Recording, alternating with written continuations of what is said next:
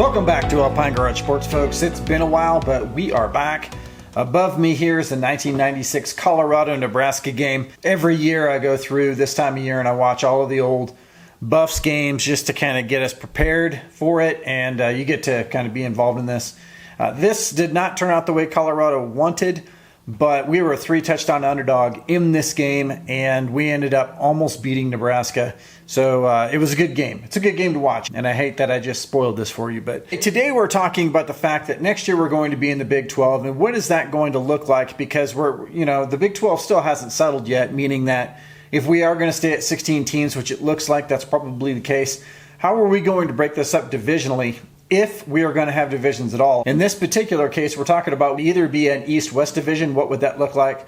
If it was a North-South division, what would that look like? And then also, if we were to split them up randomly based off of a couple of things like keeping rivalries that have already been in place, also trying to level out win column on both sides. So for instance, in the last 10 years, if we were to split that up by wins and make it to where the two divisions had an equal amount of wins over the past 10 years to try to create that kind of even playing field from one division to the next. And this was all put together by Athlon Sports. I'm going to put the article down in the description so you can click on that and read that. But we're going to go through that because I thought it made a lot of sense. I was going to go through there and do this myself, but they actually did a way better job than I could have done, and I really think that what they put together makes a lot of sense. So let's start this out.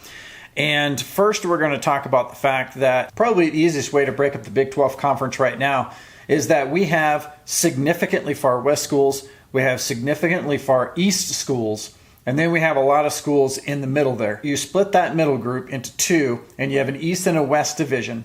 And this is what that would look like according to Athlon Sports. So in the Eastern Division, you would have obvious schools like Cincinnati, UCF, and West Virginia. But then also the center schools that you would split up being Houston, Iowa State, Kansas State, and Oklahoma State, basically taking that Midwest and sticking it in the Eastern Division. Now you go to the West Division and you have the obvious schools like Arizona, Arizona State, BYU, Colorado, and Utah. And then you take that Midwest and break it up a little bit. And these are primarily Texas schools.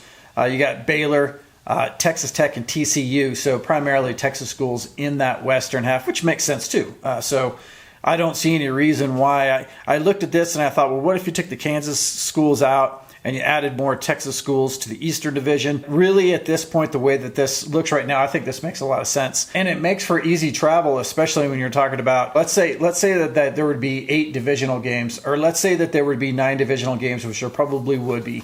There would probably be, you would probably play your 8, and then you would play 1 out of the East Division, okay? Or maybe play 6 and play 3 out of the East Division. I'm not sure how that would work, but I think 8 and 1 probably would work better. In any case, and then you would have 3 out of conference games. Now let's go down to, if this were to be broken up like the old Big 12 was, which is North and South, what would that look like? You'd have in the North BYU, Cincinnati, Colorado, Iowa State, Kansas, Kansas State, Utah, and West Virginia in the North. So kind of that, I would say that Red River line right there would be that and North.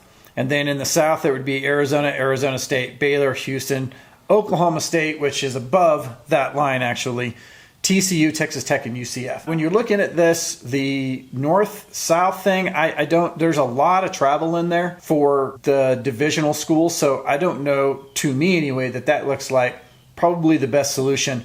But it is a solution, and there you have it. It definitely made for a very widespread, interesting mix of schools that hadn't played each other in the Big 12 before, which might make it very exciting with all these new games that probably have never been played. And then you have the 10-year success model, which is they took schools and they basically divided them out to make them equal as far as wins are concerned, or as equal as they could make them. And so they had Division 1 being Arizona State, BYU, Iowa State, Kansas, Kansas State, Oklahoma State, TCU, and UCF. And Division 2 being Arizona, Baylor, Cincinnati, Colorado, Houston, Texas Tech, Utah, and West Virginia.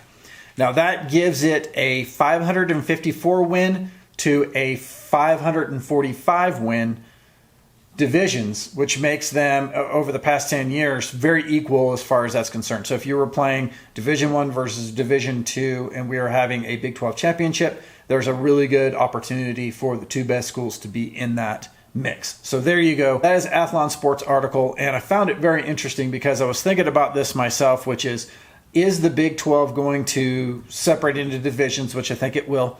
And I also think that it'll separate into an East and a West. But what if it was North and South? Or what if they just randomly picked based off the 10-year success model, or maybe some other thing? So if you will put down in the comments, first of all, do you think we're going to go divisional or not? Second of all, which of these division patterns do you think we will go to? And which one do you like the best? That is a wrap from Alpine Garage Sports. I hope you found this interesting. Thank you to Athlon Sports for publishing this. Make sure you put your comments down below. Make sure you subscribe to our channel, and I will see you in the next video. And if you haven't already heard, we coming.